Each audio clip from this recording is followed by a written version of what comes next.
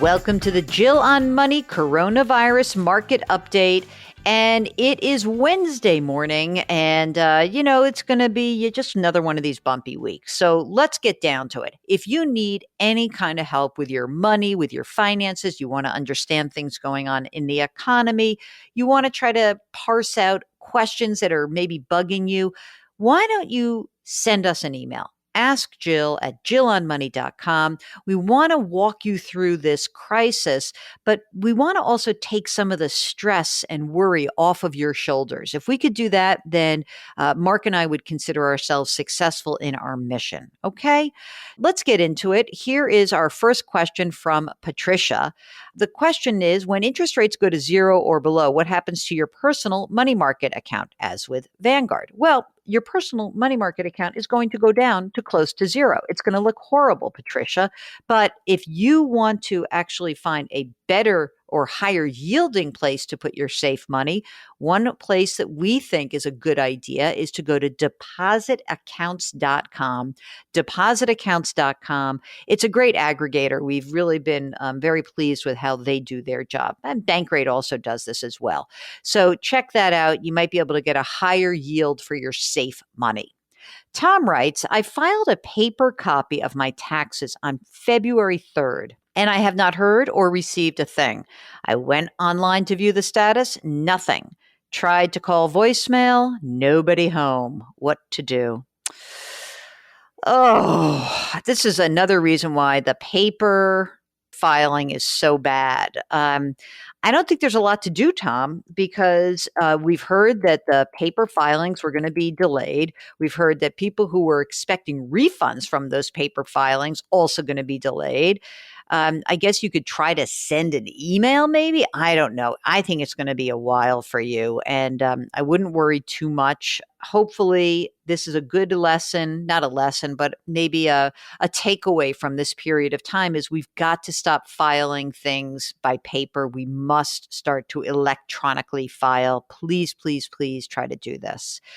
Okay, Fred writes, I've got no money in a rainy day fund because I've been trying to get rid of $50,000 in credit card debt, which we amassed when we were building a house 15 years ago. Okay, so he pays 3 to 5% interest on the credit card debt. Does it really make sense to save money at a lower interest rate that I can avoid by putting every spare dollar into debt reduction? Well, Fred, if you are gainfully employed, that's great. And I get it. But the problem is that, let's say, for some reason, you lose your job. You might say to yourself, well, big deal. I'll just run up my credit card balance again if I need cash. You might see credit lines shut down. Again, if you are absolutely, pretty safe in your employment, you can keep doing this. I'd love to know if there's a better way we can get a jump on that pay down. Because if you're gainfully employed, maybe, and you own a house, maybe we could refinance. Maybe that's a better way to do it. But the rainy day fund is important because you never know when you're going to need that rainy day fund. And often at the point you really do need it, credit facilities are shut off. Kevin writes, I'm going to be selling my house and moving to a different state in 2 months. I will be staying with a family while looking for a new home. Should I put my mortgage on deferment during this time? Or will it affect my chances of getting a new mortgage? I have a 720 credit score, so that isn't a problem. I just want to make sure I've got no issues finding a new mortgage. Are you impacted by COVID? That's my question. Because if you're not, then it may not make sense to do this. What I would do is I would go talk to a mortgage broker right now and get pre-approved, pre-qualified so that you understand what risk you might face. If you are impacted by COVID, then you should be able to go into deferment and not have it ding your credit. But if you're moving and you're impacted by COVID, I guess the other question is, do you have another job? So these are things that we really would want to know. And let's see, here we have a question from Tim.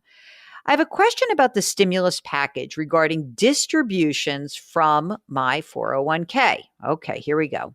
I make $81,000 a year. I pay $600 in rent, but I currently have 50 grand in credit card debt. I'm 55 years old with about 53,000 in my 401k.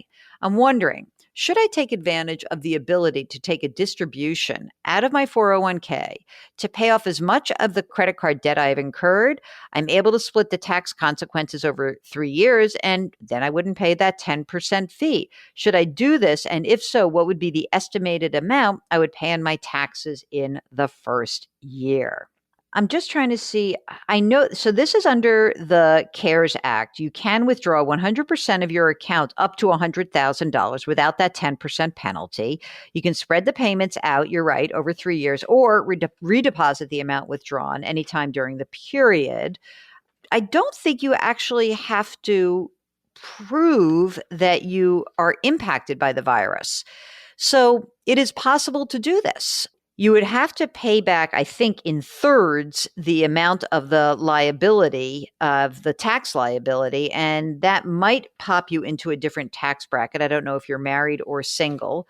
I would really be careful because you don't actually have that much money saved. So it's worrisome to pull all of the money out. But as you said, if you were taking 30 grand out, and I'm going to just pretend I'll do it both ways. Let's say that you are single. That would mean that you would pop from the 22% top marginal bracket to 24% on the amount. You would add that much to your taxable income every year. And if you're married, you're probably just in the 22%. So I'm usually a hater of this idea, but maybe this time I'm okay with it. Maybe I'm okay with it because I do feel like you may have an opportunity to get a jump on this credit card debt. It's risky, but like you said, no penalty. And it's really pernicious, this level of debt, and the ability for you to get a handle on it might really do more for your financial outlook than the money sitting in the 401k. Another retirement question from, let's see, Scott is in his mid-30s. He's starting to save for retirement. He says, I've got either a traditional 401k or a Roth 401k, matches up to 6%. I'm currently contributing 3% to each. I'm wondering, am I better off doing all Roth? Yes, do all Roth, do all Roth, do all Roth. I love the Roth. As a friend of the pod and frequent guest on the show likes to say, that's Ed Slott, knowing what your actual liability will be tax-wise in the future is a huge, huge win for all of us. Okay, that's it for the show. We really want to thank you for listening. We also want to encourage you to hop onto our website, jillonmoney.com. Do sign up for our free weekly newsletter and let us know if you've got any questions. You can always contact us through the website or just send an email, askjill@jillonmoney.com. I keep forgetting to do our normal outros of the show, and that's a problem because I forget to remind you that our music is composed by Joel Goodman and that Mark Talercio is our executive producer, and he is the best executive producer ever, and that we are distributed by Cadence 13, and that we are always so grateful that you have spent time with us and that you have decided to give up some of your pandemic days listening to us and sharing your stories. Please know we don't take that for granted, and that we consider this our ability to help you out. Why don't you go ahead and pay it forward? Go help someone else out. Make sure you keep that social distancing, wash those hands, wear the masks, and we'll talk to you tomorrow. Thanks for listening.